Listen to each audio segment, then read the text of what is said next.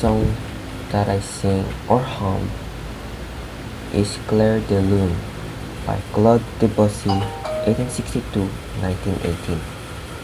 One of the most important and influential of the 20th century composers was Claude Debussy. He was the primary exponent of the Impressionist movement and the focal point for other Impressionist composers. He changed the course of musical development by dissolving traditional rules and conventions into new language of possibilities in harmony, rhythm, form, texture, and color.